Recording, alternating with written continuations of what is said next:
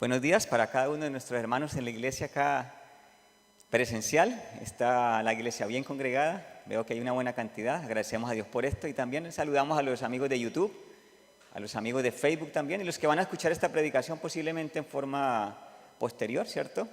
En forma diferida. Primero, agradecer a Dios por la oportunidad de estar acá. Son días solemnes los que vivimos. Digo solemnes porque cada día está más cerca la venida de Cristo. Quiero que meditemos la palabra del Señor para poder sacar de ella lecciones importantes de acuerdo a la época en que vivimos y que sea práctica en nuestras vidas como individuos, como familias y como iglesia.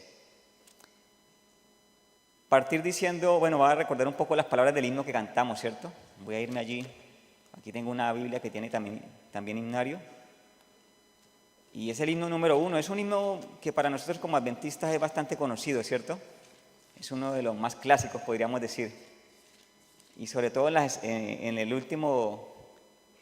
la última estrofa dice: su pueblo somos, salvará a los que busquen al Señor. Ninguno de ellos dejará. Él los ampara con su amor. Aquí está hablando del pueblo de Dios, ¿cierto? Y quiero que la temática de hoy de la meditación sea la iglesia o el rol de la iglesia en el tiempo del fin. La iglesia adventista del séptimo día. Y también hablemos de la iglesia cristiana en general. Estamos estudiando en la escuela sabática el libro de Deuteronomio y más que del libro de Deuteronomio, un tema específico porque hay muchos temas en Deuteronomio y es la verdad presente a la luz de Deuteronomio.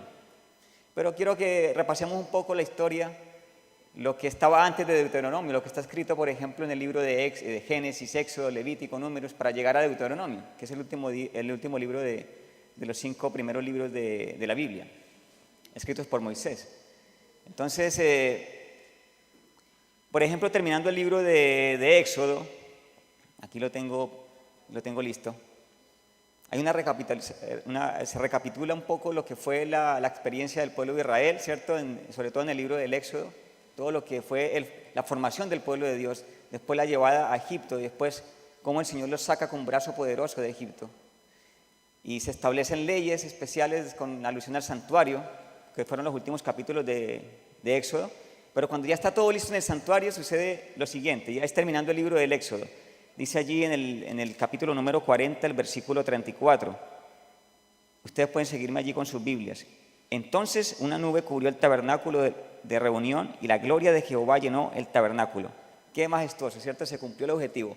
Dios quería habitar en medio de su pueblo y allí dice que se ve la gloria de Dios que llena el tabernáculo, pero sucede algo.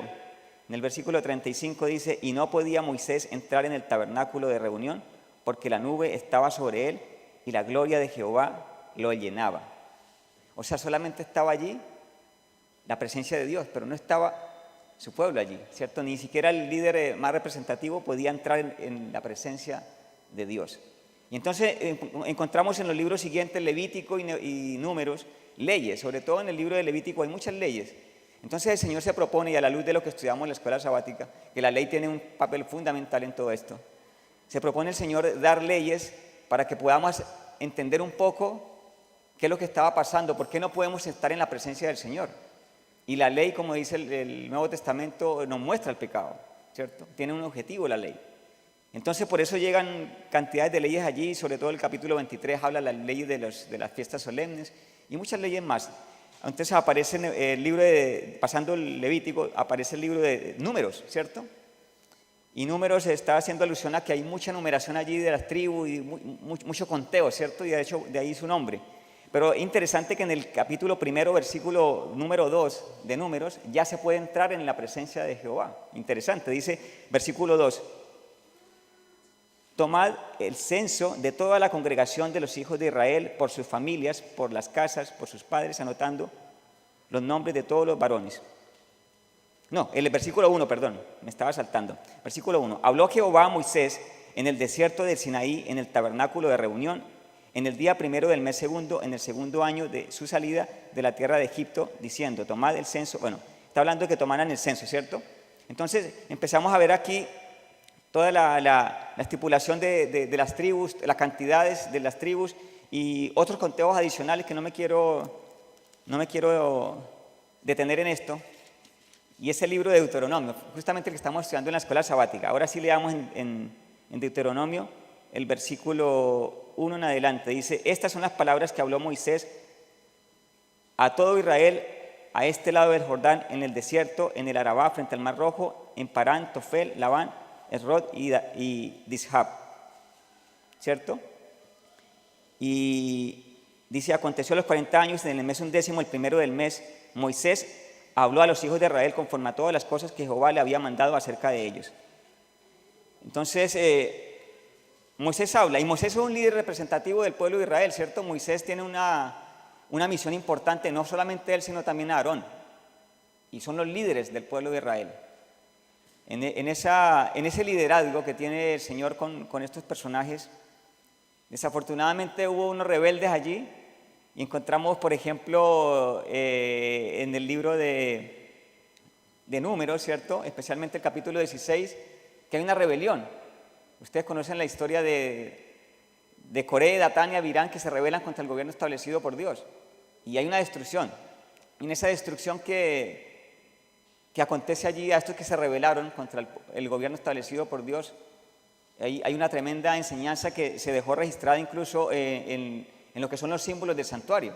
Y quiero irme ya ahondando un poco en el tema del santuario, porque como iglesia tenemos una doctrina importante que es la doctrina del santuario, y todo esto tiene mucho que ver con la época en la cual vivimos. Por ejemplo, en el santuario, si leemos en el libro de Evangelismo, página 166, dice que el asunto del estudio del santuario arroja gran luz sobre nuestra posición y nuestra obra actual.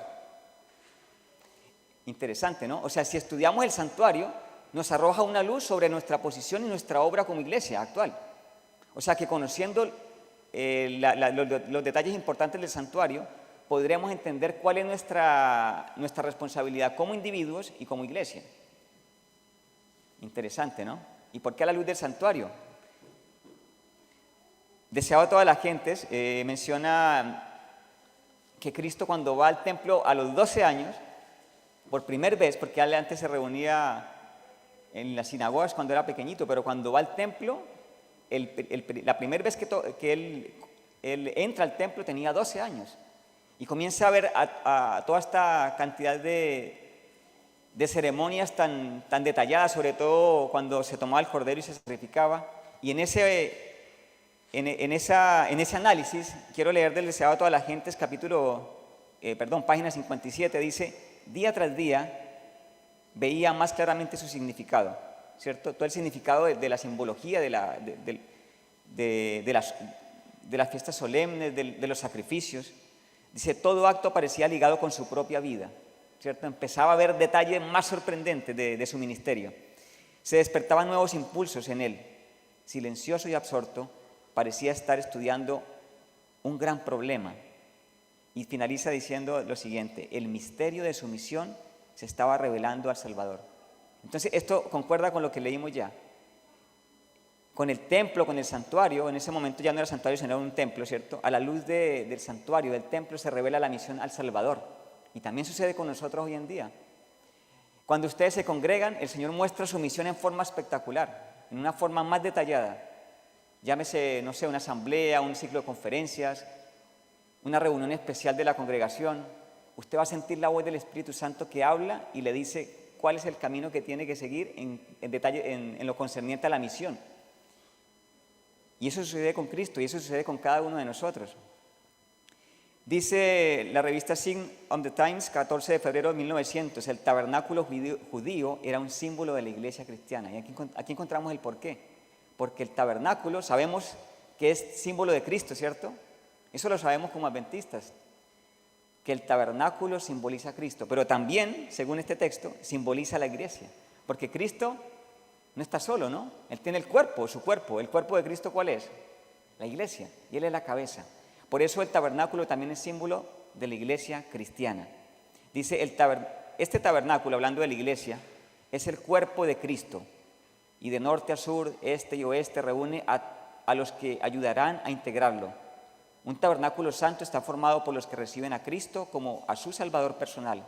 Cristo es el ministro del verdadero tabernáculo, el sumo sacerdote de todos los que creen en Él como un Salvador personal. Ahora, hay un problema, y vamos a entrar a analizar diversas situaciones que vivimos como iglesia, y esto lo hemos reiterado posiblemente en varias predicaciones, en varios estudios de la escuela sabática, en varios grupos pequeños, que nos falta la unidad en nuestra iglesia, ¿cierto? Y por eso leo de primer tomo de Joyas de los Testimonios, página 447. Si el mundo ve que existe perfecta armonía en la iglesia de Dios, será para éste una poderosa evidencia a favor de la religión cristiana. O sea, cuando la iglesia esté unida, y yo veo que se está logrando esto, ¿falta mucho? Sí, falta mucho, pero se están empezando a dar avances en la unidad de la iglesia. Dice que esto será una poderosa evidencia a favor de la religión cristiana. O sea, empezamos a encontrar el desafío que tenemos de unidad, y esta unidad va a lograr mucho en la predicación del Evangelio. Hechos de los Apóstoles, página 438, dice que no hay forma más segura para destruir la espiritualidad que abrigar envidia, sospecha, crítica o malicia. Entonces miremos el lado opuesto, ¿no? Si la unidad es un poderoso argumento en favor de la verdad cristiana, entonces la no unidad, en este caso abrigar envidia, sospecha, crítica o malicia, esto destruirá la espiritualidad no solamente de la iglesia sino del mundo. Y más adelante dice, la armonía y unión entre hombres de distintos caracteres que forman su iglesia, dice que es el testimonio más fuerte que Dios, el testimonio más fuerte de que Dios ha enviado a su Hijo al mundo. Y me hace acordar las palabras de Jesús en Juan capítulo 17, ¿no? Para que el mundo crea que tú me has enviado.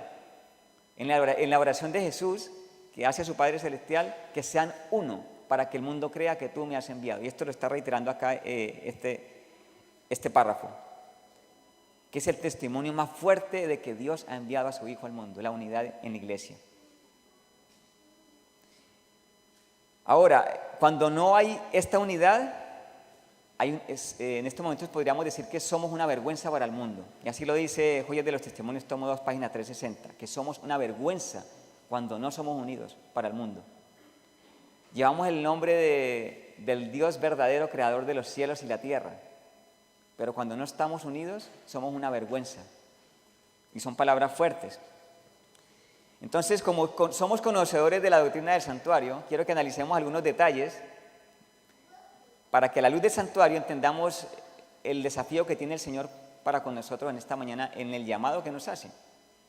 Entonces, ustedes saben que el Señor Jesús, cuando muere, resucita, asciende a los cielos, entra al lugar santo y empieza una obra allí en ministrar a su pueblo, ¿cierto? Y pasado el tiempo, ya ha llegado un poco más a nuestras épocas, en 1844 pasa del lugar santo al lugar santísimo. Y en el lugar santísimo hay un arca, que es el arca del pacto, así se le conoce porque están las tablas de la ley del pacto, pero no están solas las tablas de la ley. ¿Qué hay más allí? Recuérdeme a alguien aquí de la congregación. ¿Qué más está en el santuario? Allí en el lugar santísimo, en el arca específicamente, hay 3 elementos. Yo le mencioné uno, las tablas de la ley. ¿Qué más hay? La vara de Aarón, ¿cierto? ¿Y qué más hay?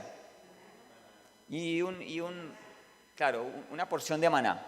Entonces analicemos un poco a la luz de este tema que estamos analizando, cómo representa estos 3 elementos el liderazgo de la iglesia y la iglesia en sí completa. Líderes y feligreses, ¿cómo están representados en estos 3 elementos?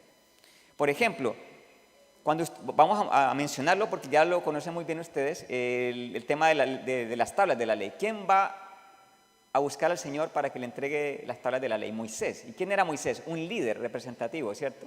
Y el Señor le entrega las tablas a Moisés y Moisés se las entrega al pueblo. Así que este punto pienso que está muy, muy, muy claro, pero quiero avanzar con los otros elementos del santuario. Por ejemplo, el maná. Y el capítulo 16 de Éxodo es donde aparece por primera vez el maná. Vámonos allí al capítulo 16 de Éxodo.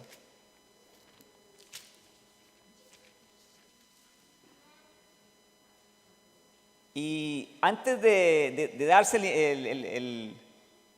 aquel acontecimiento que desciende maná, pan del cielo, hubo en el versículo 2 una declaración importante. Está hablando de una rebeldía del pueblo. Dice allí el versículo 2, y toda la congregación de los hijos de Israel murmuró contra Moisés y Aarón en el desierto. Y esto era algo que se veía continuamente, ¿no?, en el pueblo. ¿Murmuraban contra quién?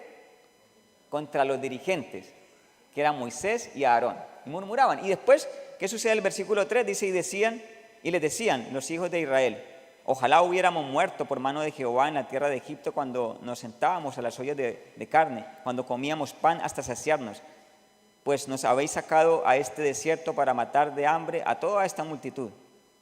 ¿Y qué pasó en el versículo 4? Dice, y Jehová dijo a Moisés, he aquí yo os haré llover pan del cielo, y el pueblo saldrá y recogerá diariamente la porción de un día, para que yo lo pruebe si anda en mi ley o no. Entonces había que probar si andaban o no en la ley. ¿Y a través de quién se daba todo esto? A través de los dirigentes. Entonces hubo unos mandatos específicos. No salgan a recoger el sábado, por ejemplo. Y unos salieron a recoger pan el sábado, ¿cierto? No guarden para el día siguiente. Y unos guardaron. Entonces desobedecieron. Y esos fueron probados y fueron hallados faltos, de alguna forma, ¿cierto? Porque desobedecieron las instrucciones que Dios estaba dando a través de Moisés. Y por eso, cuando sucede todo esto, ustedes conocen la historia que descendió pan del cielo y ellos comieron. Y bueno, pasado este suceso, en el versículo 32, avancen al 32, dice, y dijo Moisés, esto es lo que Jehová ha mandado, llenad un homer de él, o sea, estamos hablando del maná, y guardadlo para vuestros descendientes. Ahora entendemos por qué está en el arca, ¿cierto? Y guardadlo para vuestros descendientes, a fin de que vean el pan que yo di a comer en el desierto cuando yo os saqué de la tierra de Egipto. Entonces ahí para que recordemos, ¿cierto? Todo lo que el Señor hizo por el pueblo de Israel, y acordémonos que en el versículo 2 había un sentimiento de rebeldía contra el liderazgo que el Señor había establecido. Y pienso que con la vara de Aarón está un poco más enfático. Quiero que nos vayamos al capítulo número 16 de Números. 16 de Números. Pero no lo leamos porque la verdad que el tiempo no nos da. Solamente ustedes lean en sus Biblias ahí el título que tiene, en cada una de sus Biblias. En mi Biblia, por ejemplo, dice la rebelión de Coré. Y si ustedes lo leen en su casa por la tarde, se van a dar cuenta que está la rebeldía allí de este dirigente. Él llevó a mucha gente a la apostasía, junto con Datán y Abiram. Y después de que pasó esto, el Señor tuvo que hacer algo para ponerle límite a la rebeldía en el pueblo de Dios. Y por eso aparece el capítulo 17. Y el mandato, ¿cuál es? Que cada líder de las tribus lleve una vara, ¿cierto? Y la vara que va a florecer, en esa vara, en esa familia iba a recaer la responsabilidad del liderazgo de la iglesia. Porque Coré, Datán y Abiram se habían rebelado contra el liderazgo que Dios había establecido y estaban diciendo que no eran buenos líderes. Entonces, en ese orden de ideas, el Señor establece este mecanismo para poder, en forma sobrenatural, mostrar a quién se le va a asignar el liderazgo de la iglesia. ¿Cierto? Por eso aparece en el versículo, voy a leer el versículo número 9. Entonces sacó Moisés todas las varas de delante de Jehová a todos los hijos de Israel, y ellos lo vieron y tomaron cada uno su vara. Y Jehová dijo a Moisés, vuelve la vara de Aarón delante del testimonio, porque ya había reverdecido, ¿cierto? Delante del testimonio, para que se guarde por señal a los hijos rebeldes. Algo parecido con el maná, ¿no? También que se guardara, se mandó a que se guardara ya. Para que se guarde por señal a los hijos rebeldes, y hará cesar sus quejas de delante de mí, para que no mueran. Entonces, para que no se volviera a establecer la rebeldía en el pueblo de Dios. Entonces, se están dando cuenta, hermanos, que ya va tomando una connotación esta meditación de la importancia del liderazgo. Y pienso que en estos momentos quiero que se vayan con la idea de que el Señor tiene un pueblo organizado, ¿cierto? Y quiero hacer defensa de los líderes de la Iglesia Adventista del Séptimo Día. Porque en la pandemia, y voy a entrar un poco en el contexto en el cual vivimos, en la pandemia nos hemos acostumbrado bastante a la virtualidad. Entonces, en esa búsqueda de escuchar palabra de Dios, vamos al canal de YouTube, ¿cierto? Y encontramos cualquier cantidad de videos donde se acusa a la Iglesia Adventista del Séptimo Día. Y por eso quiero ir en defensa del liderazgo de la iglesia. Y yo soy feligrés, ¿cierto? No soy pastor, pero quiero ir en esa defensa porque me he dado cuenta de la importancia de la unidad de líderes y feligreses para poder terminar la obra. De esta forma se logra la armonía que el Señor quiere. Desciende el Espíritu Santo en la lluvia tardía. Salimos a predicar en el fuerte pregón. Y el Señor vendrá por segunda vez. ¿Qué es lo que queremos ver, cierto? Ver a nuestro Rey venir en gloria. Entonces, en esa defensa, quiero seguir avanzando en la predicación, ahora con otros elementos que nos pueden ayudar un poco en esta temática. Por ejemplo, el libro de Apocalipsis, el capítulo número 1. Vámonos al capítulo número de Apocalipsis.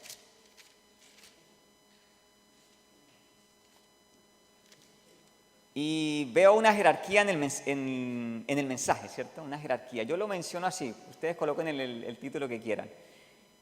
Pero yo lo coloqué aquí en mis ayudas que tengo acá para tener un orden en la predicación, jerarquía en la comunicación del mensaje del cielo. Y dice, y en esa jerarquía de la comunicación, el Padre le entrega un mensaje al Hijo, o sea, a Cristo. Cristo le entrega un mensaje al ángel. El ángel le entrega un mensaje a Juan, que fue el que escribió el Apocalipsis. Juan le entrega un mensaje a los ministros. Los ministros le entregan un mensaje a la iglesia. Y los ministros con la iglesia, finalmente unidos, le entregan un mensaje a los gentiles, que podríamos decir que son las naciones, pueblos, lenguas, tribus, ¿cierto? El mensaje del tercer ángel, ¿a quién es dado? A toda nación, tribu, lengua, pueblo. Entonces, esa es la jerarquía en la comunicación que el Señor quiere para que entreguemos este mensaje. Pero desafortunadamente en el quinto punto, porque yo los enumeré y me dio siete procesos allí. No sé, pienso que no puede ser coincidencia, ¿no? Pero en el punto 5, pienso que ahí el enemigo está atacando ese peldaño en la comunicación, donde están los ministros. El Señor está atacando el enemigo está atacando fuertemente el peldaño número 5. O sea, el enemigo ha mostrado a través del YouTube y muchos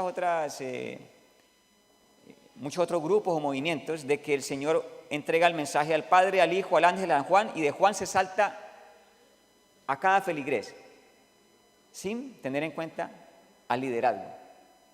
Y esto es terrible. Vámonos ahora hacia la Biblia. Apocalipsis capítulo 1, versículo 1, dice así la palabra del Señor. Revelación de Jesucristo que Dios le dio. Dios el Padre, ¿ah? O sea, Dios el Padre le entrega ¿a quién? A Cristo. Para mostrar a sus siervos las cosas que deben de suceder enseguida, y las dio a entender enviándola por su ángel. ¿Se dan cuenta? O sea, Cristo le da al ángel. A su siervo Juan. Ya estamos en el cuarto aquí, ¿no? Padre, el Hijo, el ángel y Juan. Ahí llegamos hasta Juan. Que ha dado testimonio de la palabra de Dios y del testimonio de Jesucristo y de todas las cosas que vio. Bienaventurado el que lee y los que oyen las palabras de esta profecía y guardan las cosas en ella escritas, porque el tiempo está cerca. Está hablando en el contexto nuestro, ¿no? El tiempo está cerca. ¿Y dónde están los ministros, la iglesia, los gentiles y las otras naciones? Ustedes estarán preguntando, ¿no? Habría que avanzar un poco ahí en el mismo libro de Apocalipsis. Y Juan tiene una revelación de Cristo. Y cuando él escucha esta voz que le habla y tiene una revelación poderosa, ve a Cristo que tiene en su mano 7 estrellas. ¿Cierto? Avancemos en el capítulo número 1, versículo número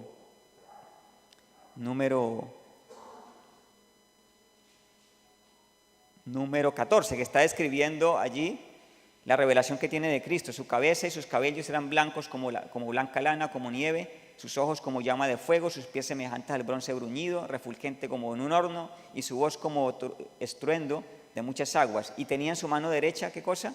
7 estrellas. De su boca salía una espada aguda de 2 filos, y su rostro era como el sol cuando brilla en todo su esplendor. El Señor Jesucristo tiene en su mano derecha, es esta mi mano derecha, 7 estrellas. ¿Y qué simbolizan las 7 estrellas? Yo quiero escuchar por lo menos una respuesta aquí de la congregación. ¿Qué cosa? No escucho bien. Los ángeles. Gracias, hermana Aldi, los ángeles. ¿Y los ángeles son qué cosa?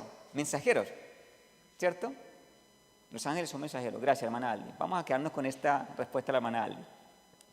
De hecho, en el versículo 7 dice, el versículo 20, 1:20, dice, el misterio de las 7 estrellas que has visto en mi diestra y de los 7 candeleros de oro, y hay 2 puntos allí. Las 7 estrellas son ángeles a las 7 iglesias, y los 7 candeleros que has visto son las 7 iglesias. Ahora, ángeles, hay ángeles celestiales, ¿cierto? Y hay ángeles, nosotros somos de hecho ángeles porque somos mensajeros. El mensaje del primero, segundo y tercer ángel, ¿quién lo da? ¿Ángeles o lo damos nosotros? O sea que también pueden simbolizar mensajeros humanos. Y es sorprendente porque nosotros posiblemente pensamos ya, entonces son 7 ángeles y se nos viene a la mente los ángeles allá en el cielo, ¿cierto? Pero resulta que está hablando de los mensajeros humanos. Y por eso me quiero ir al libro Hechos de los Apóstoles, página 468, dice, se habla de Cristo como caminando en medio de los candeleros de oro. Así se simboliza su relación con las iglesias. Pero dice en la misma página, pero en el párrafo 3, dice, el que tiene las 7 estrellas en su diestra dice estas cosas. Estas palabras son dirigidas a los maestros de la iglesia. Y aquí pienso que está bien específico. No hay duda a mala interpretación. O sea que las 7 estrellas estarían simbolizando a los maestros de la iglesia, el liderazgo de la iglesia. Dice allí, las dulces influencias que han de abundar en la iglesia están vinculadas estrechamente con los ministros de Dios. Están en la interpretación de las 7 estrellas. ¿Quiénes, está hablando de los ministros de Dios, deben revelar el amor de Cristo? Las estrellas del cielo están bajo su dirección. Las llena de luz, guía y dirige sus movimientos. Si no lo hiciera, llegarían a ser estrellas caídas. Así es con sus ministros. Son instrumentos en sus manos. Y hay otros textos, pero quiero avanzar para que me alcance y no se me quede nada de lo que he tenido preparado para ustedes. Zacarías, por ejemplo, también en esta interpretación de las estrellas y los ángeles, cuando leemos en Zacarías 4, 2 al 6, allí vemos que el profeta registra algo importante con relación a la entrega de la palabra por parte de los líderes. Dice allí Zacarías 4, 2 al 6, y me dijo, ¿qué ves? Y respondí, he mirado y he aquí un candelero de oro, con un depósito encima y sus 7 lámparas encima del candelabro, y 7 tubos para las lámparas que estaban encima de él, y junto con él 2 olivos, el uno a la derecha del depósito y el otro a su izquierda. Y proseguí y hablé diciendo a aquel ángel que hablaba conmigo, ¿qué es esto, Señor mío? Y el ángel que hablaba conmigo respondió y me dijo, ¿no sabes qué es esto? Y dije, no, Señor mío. Entonces respondió y me habló diciendo, esta es la palabra de Jehová a Zorobabel. Y voy a detenerme ahí. Esta es la palabra de Jehová a Zorobabel. ¿Y Zorobabel quién era? Era un líder, ¿cierto? Un líder importante. Entonces Jehová le habló ¿a quién? A Zorobabel. Y Zorobabel después le habló al pueblo, con un objetivo específico que era la restauración, que tenía que hacerse. Tenían que volver nuevamente y de las ruinas levantar a la iglesia, ¿no? La iglesia que había sido amenazada. Y de hecho, si usted lee los libros de los profetas mayores, menores, allí hay un afán de restaurar a la iglesia. Y en ese afán de restaurar a la iglesia, Malaquías también tiene un papel importante y es hacer ver al pueblo y a los líderes lo mal que estaban, ¿cierto? Entonces, por ejemplo, el libro de Malaquías habla de que traigamos los diezmos al alfolí y haya bendición en mi casa y daré bendición hasta que sobreabunde. Y si ustedes miran todo el contexto del libro de Malaquías, se le da una reprensión no solamente a la feligresía, sino también a los líderes que estaban haciendo las cosas mal. Entonces, para lograr la unidad de la iglesia se requiere que tanto líderes como feligreses nos pongamos a cuentas con Dios. Entonces, una vez que el Señor reprende también a los líderes, después le dice al pueblo, entreguen los diezmos al alfolí. Porque algunos habían dejado de dar los diezmos, como ha pasado también en esta misma generación. Hay muchos que han dejado de dar el diezmo a la iglesia porque en medio de toda esta difusión de videos en YouTube y otras fuentes más que han dicho que la iglesia adventista está utilizando mal los diezmos, entonces yo mejor doy mis diezmos como a mí me place y compro libros y reparto libros o hago obras sociales. Y algunos piensan que están haciendo las cosas bien porque dicen estoy defendiendo los dineros del Señor y no pretendo darlo a una iglesia que está utilizando mal los diezmos. Yo he escuchado mucho ese argumento. Pero en Malaquías el Señor reprende a las dos partes, al liderazgo y a los fieles. Y a los fieles se les dice, entreguen el dinero allá, a la iglesia, a las arcas de la iglesia. ¿Y qué dice Juan de todo esto? el apóstol Juan, que escribió el libro de Apocalipsis. Si ustedes miran el énfasis del todo el Antiguo Testamento, ¿es quién? Cristo, ¿cierto? Cristo dice, las Escrituras son las que dan testimonio de mí. Y en esa época era el Antiguo Testamento, las Escrituras que estaban leyendo en esa generación. Pero también aplica para el Nuevo Testamento. Pero es un poco diferente el contexto o el énfasis del Nuevo Testamento. Sigue siendo Cristo, ojo, sigue siendo Cristo el énfasis del Nuevo Testamento porque predican a Cristo. De hecho, se les llama cristianos porque hablaban solamente de Cristo.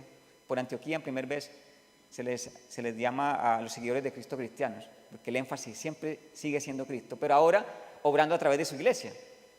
Y en el libro de Apocalipsis, los capítulos centrales del Apocalipsis, el énfasis es Dios obrando a través de su iglesia. Capítulo 13, capítulo 14, desde el capítulo 12 incluso, capítulo 12, 13 y 14, ustedes léanlo y ven un énfasis especial de Dios obrando a través de su iglesia. Y vemos a las cartas de Pablo, a las cartas de Pedro, a todos los hechos de los apóstoles, cómo hay una defensa de la iglesia, ¿cierto? Y el ejemplo de Jesús también, un caso puntual que me quiero referir a la multiplicación de los panes. ¿El pan qué significa? ¿O qué simboliza, más bien? ¿Qué simboliza? La palabra, ¿cierto? La palabra de Dios, el pan de vida. Y cuando existe cuando esto fue un hecho real y quedó registrado, cuando sucede que se multiplican los panes, voy a leer de Mateo 14, 19, entonces mandó a la multitud, ¿quién? Cristo, mandó a la multitud recostarse sobre la hierba y tomó los 5 panes y los 2 peces y levantando los ojos al cielo bendijo y partió y dio los panes a sus discípulos y los discípulos a la multitud. Nuevamente vemos la misma jerarquía. Cristo le entrega a los discípulos y los discípulos a la multitud. ¿Se dan cuenta nuevamente la jerarquía? Siempre está presente esta jerarquía, hermanos. El Señor le entrega el pan a los discípulos y los discípulos a la multitud. ¿Cierto? Y sigamos extrayendo algunas lecciones de Apocalipsis en el capítulo número 13, versículo 16. El mensaje de la Odisea. Y ustedes saben que la iglesia de la Odisea fue la única que no recibió elogio, ¿no? Las otras tenían cosas buenas, tenían cosas malas, aunque hubo una que no recibió ninguna queja, pero el caso puntual de la iglesia de la Odisea es triste y es la época en la cual vivimos nosotros. No recibió elogio la iglesia de la Odisea. Es la época en las etapas históricas en la cual vivimos. Vivimos en el tiempo de la iglesia de la Odisea y no recibe elogio. Y podríamos pensar o preguntarnos, ¿será que la iglesia de la Odisea va a caer? Y algunos en este afán de poder entender qué pasa con la iglesia de la Odisea, algunos no sé si han escuchado, es que tenemos que devolvernos a la iglesia de Filadelfia porque con la iglesia de la Odisea no hay caso. El Señor va a vomitarla de la boca. Y ojo con decir esto, porque no podemos devolvernos a la iglesia de Filadelfia porque entonces es como que voy avanzando y me voy a devolver un paso, no tiene lógica esto. La iglesia de la Odisea tiene que ser purificada. Y muchos van a salir, eso es cierto, pero también muchos van a llegar. Pero la iglesia de la Odisea finalmente va a cumplir con el propósito y no va a ser vomitada. Y por eso quiero que leamos Apocalipsis 3:16. Por ejemplo, en esta versión que tengo yo, que es la versión de Reina Valera del 77, dice así, 3:16, dice así. Apocalipsis 3:16. Así por cuanto eres tibio y no frío ni caliente, voy a vomitarte de mi boca.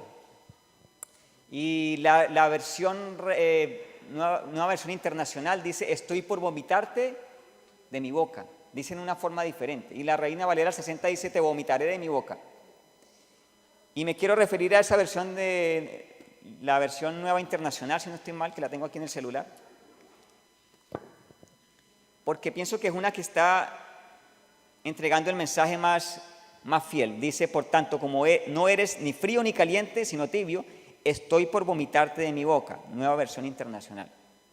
La Reina Valera del 2000 también lo dice de esa forma. Entonces, si ustedes miran, yo no soy experto en griego, pero investigué algunos detalles del griego que está expresando que está a punto de hacerlo, pero no se hace, como que llega al límite, pero no se hace. Es como que yo voy corriendo, hay un precipicio, ¿cierto? Y llego ahí al límite ya, pero no me caigo al precipicio. Y así pasa con la iglesia de la Odisea. Está por vomitar el Señor a la iglesia de la Odisea, pero no la va a vomitar. Y esa expresión interesante, que es muy parecida a la que dice Mensajes Selectos, tomo 2, página 436.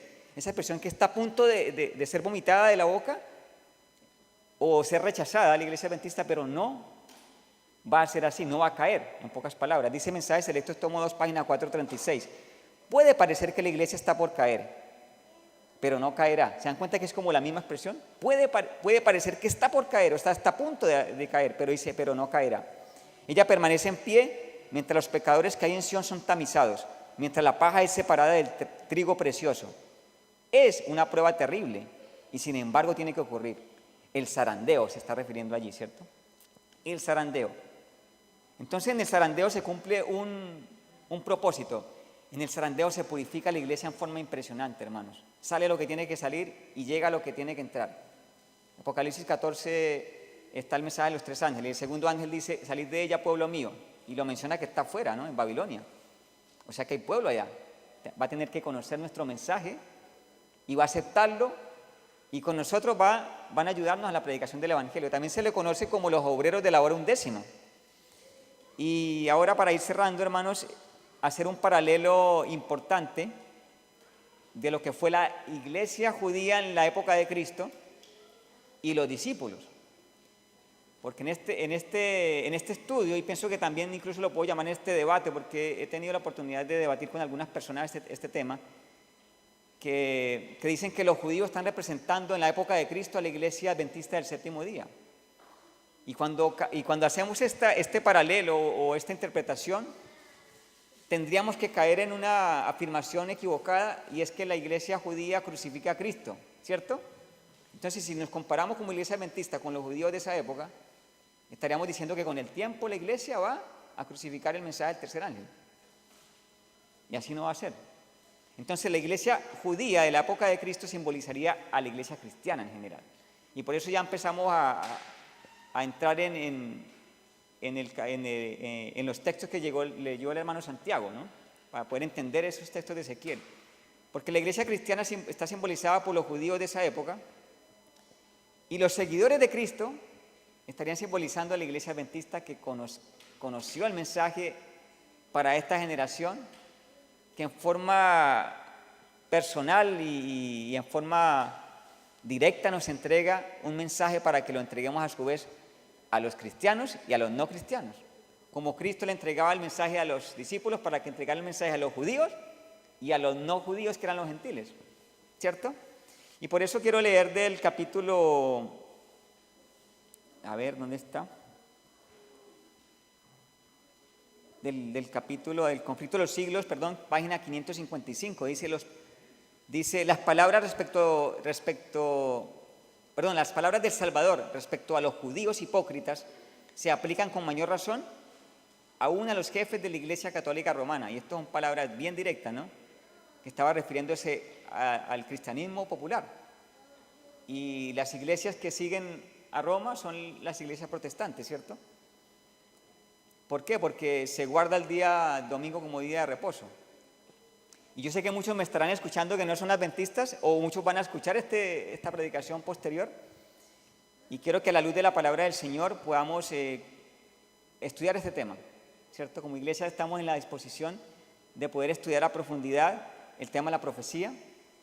Y quiero que se comuniquen con nosotros. Pueden colocar ahí un comentario en YouTube si quieren. Y nosotros como iglesia podemos seguir un estudio de toda esta temática importante.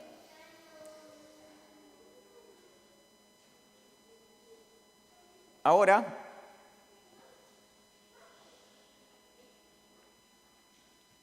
quiero leer, para ir terminando, hermanos, el desafío que tenemos como iglesia.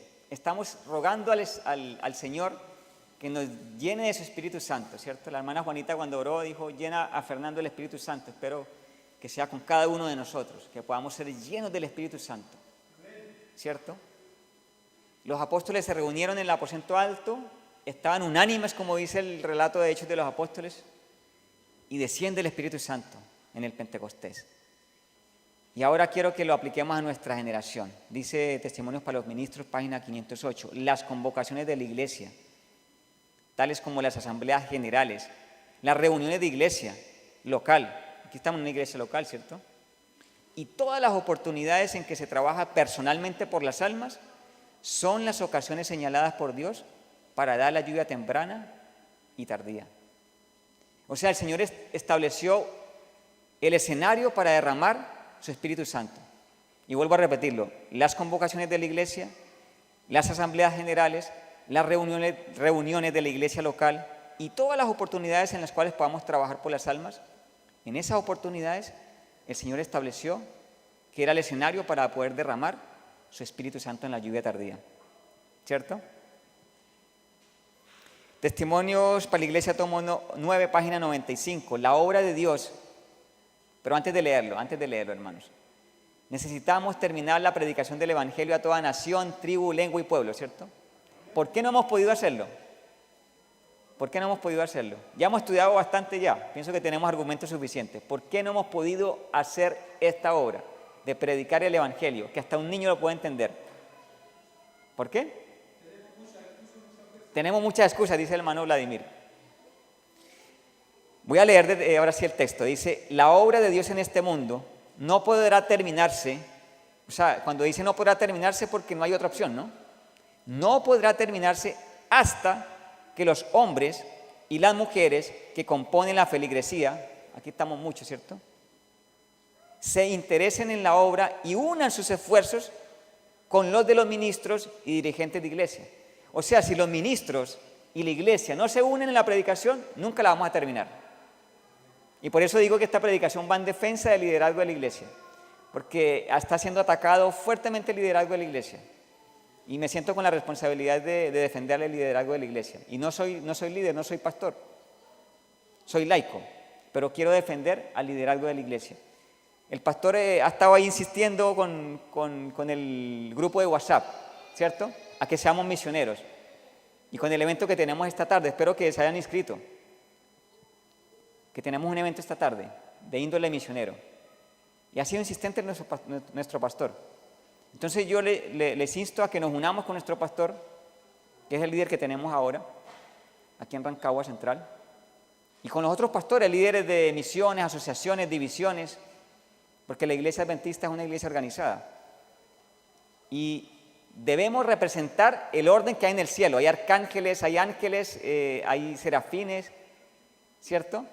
Hay una jerarquía, hay una organización en el cielo. Y el Señor quiere que en la iglesia adventista sea un reflejo del cielo. Pero ¿por qué no lo hemos podido lograr? Y en esta defensa del liderazgo de la iglesia también tengo que decirte que posiblemente haya líderes que no están haciendo las cosas bien, porque así es. De hecho tengo textos acá, pero no los leo para que no se me alargue el tema. Pero el Señor llama tanto a líderes como a feligreses a que nos purifiquemos, que nos unamos y que terminemos la obra de la predicación del Evangelio. Otro texto.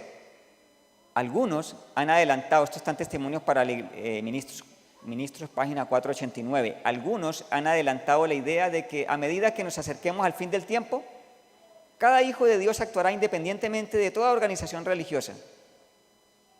Algunos han pensado eso, ¿eh? Algunos me han dicho, hermano, esto con la pandemia, yo creo que la iglesia ya no va a pasar nada con la iglesia, nos toca terminar la obra solitos. ¿Pero qué dice?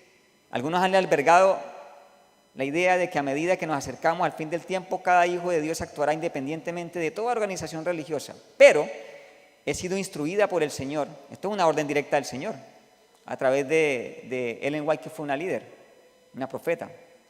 He sido instruida por el Señor en el sentido de que esta obra no existe, en esta obra no existe tal cosa como que cada hombre pueda ser independiente. Todas las estrellas del cielo están sujetas a la ley y cada una influye sobre las demás para que hagan la voluntad de Dios, sometiendo su obediencia común a la ley que gobierna sus movimientos. Y para que la obra de Dios pueda progresar con salud y firmeza, su pueblo debe avanzar unido. Y el último texto, el ejemplo de Cristo. O no texto, sino el último comentario más bien. Cristo le dijo a Pedro, Satanás me ha pedido que le dé permiso para zarandearlo, ¿cierto? Pero yo he orado para que tu fe no falte. ¿Cuál fue el ejemplo de Cristo? Oró por su discípulo. ¿Y el discípulo quién era? Un líder de la iglesia. O sea, el ejemplo de Cristo es, y que nos entrega a nosotros hoy, oremos por nuestros ministros. Si ven que está haciendo algo mal nuestro ministro, hable con él personalmente, ¿cierto? Una llamada telefónica, póngase en una cita, converse con él. Dígale, pastor, estoy orando por usted porque yo vi que usted hizo esto mal. Pero enfrentémoslo a él, ¿cierto? Porque cuando empieza la crítica por detrás, ya lo leímos, ¿cierto?, en los textos anteriores. Esto destruye la obra del Señor de una forma impresionante. Entonces el llamado, hermanos, es a la unidad. Cristo oró por Pedro, y Cristo oró no solamente por Pedro, por Juan, por Santiago, por Mateo. ¿Y quiénes eran ellos? No eran las mejores personas, ¿cierto? Los hijos del trueno, por ejemplo. ¿Quiénes eran los hijos del trueno? Eran tremendos. ¿Quién era Mateo? Él era dado a la ganancia mala vida, ¿cierto? En su contexto en el cual trabajaba se veía eso mucho. Tomás, Felipe eran dados a la duda y tenían muchos defectos de carácter.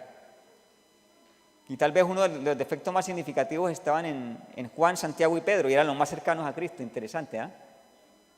Tal vez eran de los más defectuosos de carácter, y fue justamente los más cercanos a Cristo. Y de Juan, que era el hijo del trueno, se pudo decir después que era el apóstol del amor. Y a ese apóstol del amor, ¿qué se le reveló? El Apocalipsis. Entonces, vámonos a Ezequiel, con esto termino. Ezequiel capítulo 20.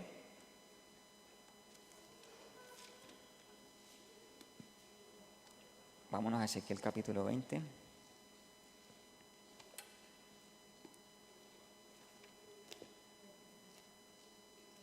El capítulo 20 de Ezequiel, hermanos, es un capítulo muy especial, porque el capítulo número 20 de Ezequiel menciona en forma particular a la iglesia adventista. Hay capítulos muy especiales en la Biblia que nos mencionan a nosotros, ¿no? Como por ejemplo Apocalipsis 14, como por ejemplo en el libro de Daniel también se habla de nosotros, ¿cierto? Pero en Ezequiel también hay un capítulo especial, el capítulo número 20. Y ustedes lo leen completo, ahí van a enterarse de que hay versículos en especial que hablan de la iglesia adventista, porque habla del sello de Dios en relación con el sábado, por ejemplo. ¿Y quién hace eso? Nosotros como iglesia, ¿no? Y en ese contexto, de que está hablando de la iglesia adventista en el capítulo 20, quiero leer del 40 en adelante, que fue lo que leyó nuestro hermano Santiago, y dice así: porque en mi santo monte, en el alto monte de Israel, dice el Señor Jehová, allí me servirá toda la casa de Israel, toda ella en la tierra, allí los aceptaré, y allí demandaré vuestras ofrendas y las primicias de vuestros dones, con todas vuestras cosas consagradas, con vuestro incienso agradable os aceptaré, cuando os haya sacado de entre los pueblos y os haya congregado de entre las tierras en que estáis esparcidos, y seré santificado en vosotros a los ojos de las naciones. O sea, ¿cuál es el objetivo de todo esto finalmente? De que el Señor restaure a su iglesia. Y ustedes léanse todo el libro completo de Ezequiel. Nosotros lo estudiamos por un mes con mi esposa, como por 2 meses con mi esposa. Y me di cuenta que hay un énfasis en la iglesia impresionante. Los primeros capítulos hablan de la amonestación que el Señor hace a la casa de Israel. Capítulo 9, por ejemplo, habla del sellamiento, ¿no? Después viene una amonestación, y después viene unos capítulos siguientes, 20 y tanto en adelante, cómo el Señor defiende a su pueblo, y a los que se meten con el pueblo de Dios, el Señor los destruye. O sea, el Señor tiene celo por su pueblo. En el capítulo 36 en adelante viene la restauración de la casa de Israel. Después 37 vienen los huesos secos que vuelven a tomar vida, ¿cierto? O sea, hay una restauración de la casa de Dios. Y todo parte con nosotros como iglesia. Por eso la responsabilidad como iglesia adventista, hermanos.